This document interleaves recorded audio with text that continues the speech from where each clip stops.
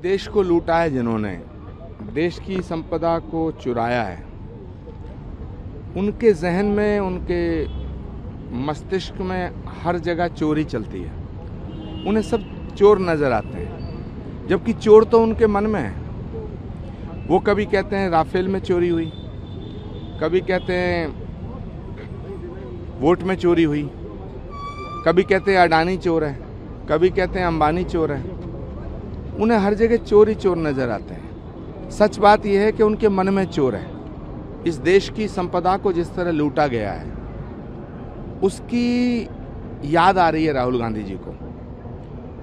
Election commission चोर, supreme court चोर, संसद चोर, सब जगह चोर ही चोर नजर आते हैं। तो पहले वो अपना मन ठीक करें। दूसरा विषय ये है कि राहुल गांधी जी एक ऐसे व्यक्ति हैं जो इस देश में अराजकता लाना चाहते हैं। वो चाहते हैं कि जो नेपाल में हालात पैदा हुए, जो बांग्लादेश में हालात पैदा हुए, वो हालात भारत में पैदा हों। वो बिहार को भी अराजकता में झोंकना चाहते हैं, उत्तर प्रदेश को भी झोंकना चाहते हैं, वेस्ट बंगाल को भी झोंकना चाहते हैं। लेकिन वो भूल गए ये भारत है, ये महात्मा गांधी का भारत है, ये सुभाष चंद्र बोस का भारत है, ये शहीद भगत सिंह का भारत है, ये नरेंद्र मोदी का भारत है। और नरेंद्र मोदी के हाथों में ये देश सुरक्षित है। राहुल गांधी जी की नीयत में खोट है, राहुल गांधी जी की नीयत में चोरी है। राहुल गांधी जी की पूरी सोच उस चोरी और डकैती से घिरी है।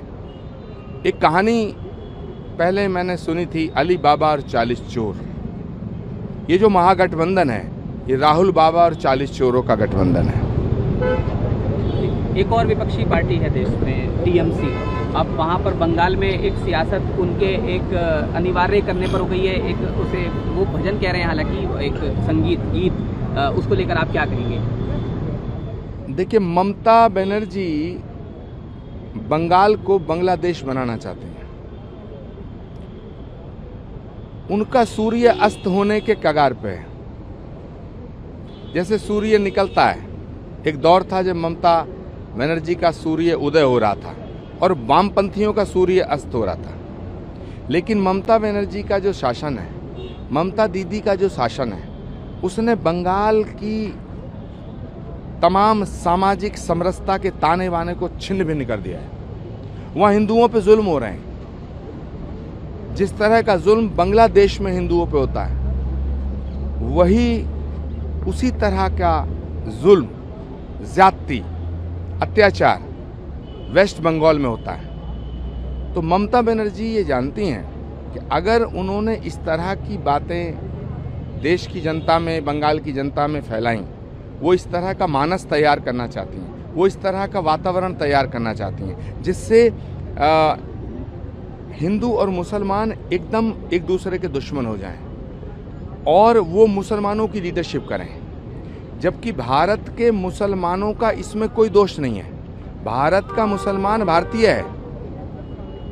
लेकिन ममता बनर्जी हों, तेजस्वी यादव हों, अखिलेश यादव हों या ये वामपंथी लोग हों, ये इस देश के मुसलमानों को गुमराह कर रहे हैं। ये इस देश के मुसलमानों को मुसलमान बना के रखना चाहते हैं। जबकि नरेंद्र मोदी जी इस देश के मुसलमानों को हिंदुस्तानी समझते हैं। नरेंद्र मोदी ने कभी ये नहीं कहा कि मैं सिर्फ हिंदुओं का प्रधानमंत्री हूँ। नरेंद्र मोदी कहते हैं मैं 140 करोड़ लोगों की आवाज़ हूँ। तो जब वो कहते हैं 140 करोड़ लोगों की आवाज़ हूँ, तो इस देश के मुसलमानों की आवाज़ भी वो हैं। इस देश के मुसलमानों से मैं अपील करना चाहता हूँ, तमाम मुस्लिम बहन भाइयों से अपील करना चाहता हूँ, एक बार नरेंद्र मोदी का साथ दें और इन तमाम गुमराह करने वाले